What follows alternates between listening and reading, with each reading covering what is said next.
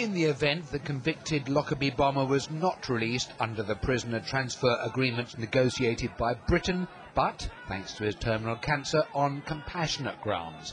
However, today's revelations in the Sunday Times will fuel suspicions that, in the case of the atrocity that cost 270 lives, London was as much concerned with British trade interests as it was with justice.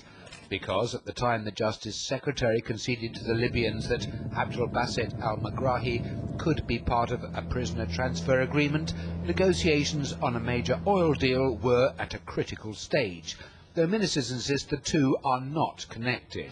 What is perfectly clear is that there is no link between the decision taken by Kenny McCaskill, the Scottish Justice Minister, and trade deals or all the other things that are being talked about. Absolutely none at all.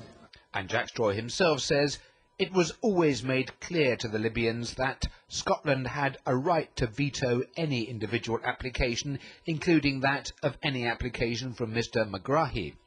All this, however, is academic, as Mr. Megrahi was not released under the PTA treaty, but quite separately by the Scottish Executive on compassionate grounds.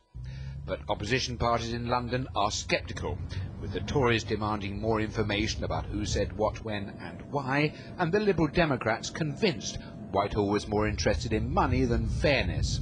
Commentators can see why.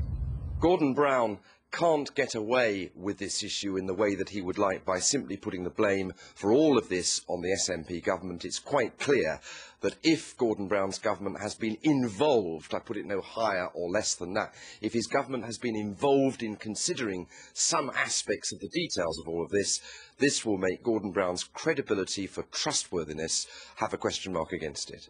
In fact, the evidence against Gordon Brown is at best circumstantial, but what's happened will make those who were already cynical about the British government's actions and motives that much more so.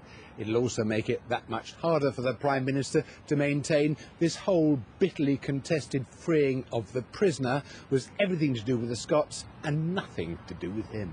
Mr. Megrahi himself has always protested his innocence, and there are plenty in Scotland, including Dr. Jim Swire, whose 23-year-old daughter died in the crash, who believe there should be a fresh inquiry into the disaster. That controversy is not going to go away anytime soon either.